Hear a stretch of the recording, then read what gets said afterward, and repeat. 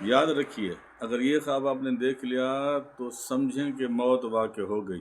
اس طرح کے تھمبنیل ہوتے ہیں، اس طرح کے لوگوں کی خبریں ہوتی ہیں، تو یاد رکھیں کہ خیر ہی و شر ہی من اللہ تعالیٰ والبعث بعد الموت، یہ سارے رب کی طرف سے ہوتے ہیں۔ ہاں کچھ اشارات ایسے ہوتے ہیں جن کی وجہ سے موت واقع ہو سکتی ہے، لیکن اس کا بھی اللہ تبارک و تعالیٰ نے ایک بہترین طریقہ بتایا ہے نبی کریم صلی اللہ تعالیٰ علیہ وآلہ وسلم کے حکم کے مطابق۔ اگر آپ نے کوئی برا خواب دیکھا ہے تو آپ صدقہ کریں گے، وہ بری تقدیر آپ کی اچھی تقدیر میں بدل جائے گی۔ آج کا جو خواب نامہ جس خواب کی تعبیر میں آپ کی خدمت میں پیش کر رہا ہوں اسے موت کی نشانی سمجھا جاتا ہے۔ اکثر تھمبنیل میں اس طرح لکھا ہوتا ہے اگر یہ خواب دیکھ لیا تو سمجھے کہ موت واقع ہوگا، نہیں، ایسی بات نہیں ہے۔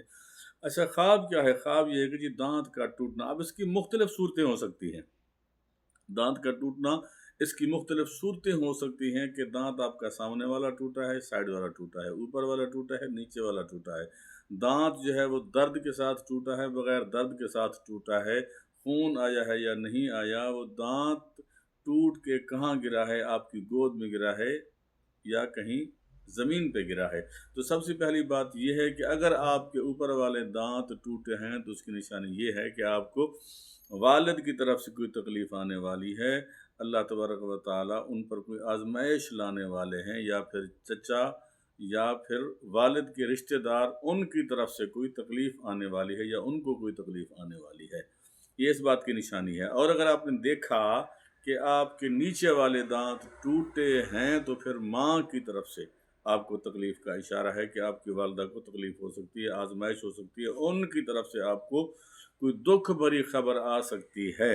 اور اگر آپ نے دیکھا کہ آپ کے سامنے والے دانت ٹوٹے ہیں تو آپ کو اولاد کی طرف سے کوئی بری خبر سننے کو مل سکتی ہے۔ اور اگر آپ نے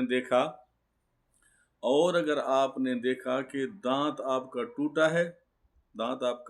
ٹوٹا ہے اور خون کے ساتھ ٹوٹا ہے تو یہ اس بات کی نشانی ہے کہ آپ کے لیے پریشانی ہو سکتی ہے۔ اور اگر آپ نے خواب میں دیکھا کہ آپ کا دانت ٹوٹ کے آپ کی گود میں گرا ہے تو یہ پھر آپ کے لیے اولاد کی خوشخبری ہے، دولت کی خوشخبری ہے، اچھے حالات آنے کی خوشخبری ہے۔ تو یہ بات بالکل غلط ہے کہ جی یہ خواب دیکھا تو موت واقع ہوگی، نہیں، اس بات کا میرے اللہ کو ہی علم ہے کہ وما تدری نفس ماذا تکسب غدا وما تدری نفس بأی ارض تموت، کہ کوئی نفس نہیں جانتا کہ کل کس نے کیا کرنا ہے، اور کوئی نہیں جانتا کہ کس نے کہاں مرنا ہے۔ تو یہ میرے اللہ کے علم میں موجود ہے، انسانوں کے علم میں موجود نہیں۔ یہاں خواب جو ہوتے ہیں وہ اشارتاً ہوتے ہیں، یہ اللہ کی خاص مہربانی ہے کہ جب انسان کے اوپر کوئی غم، دکھ، تکلیف، آزمائش آنے والی ہوتی ہے تو اللہ تبارک و تعالیٰ خواب کے ذریعے اپنے بندوں کو مطلع فرماتے ہیں کہ اپنا سد باب کر لو، اگر کوئی مشکل آتی ہوئی نظر آ رہی ہے تو پھر اللہ سے معافی مانگ لو، اللہ سے صلح کر لو، کیونکہ اللہ تبارک و تعالیٰ کسی جان کے اوپر ظلم نہیں کرتا۔ من عمل صالحا فلنفسہ ومن اساء فعلیہ وما ربک بظلام للعبید، اللہ کہتا ہے نیک عمل کرو گے اپنے لیے کرو گے، برائی کرو گے تو وہ بھی اس کا وبال بھی تمہاری جانوں کے اوپر ہوگا۔ اللہ کسی کے ساتھ ظلم روا نہیں رکھتا۔ تو حل اس کا کیا ہوتا ہے کہ اگر بندہ برا خواب دیکھ لے تو جناب اعلیٰ برا خواب اگر دیکھ لو تو پھر فوراً سجدہ ریز ہو جاؤ، اللہ سے صلح کر لو۔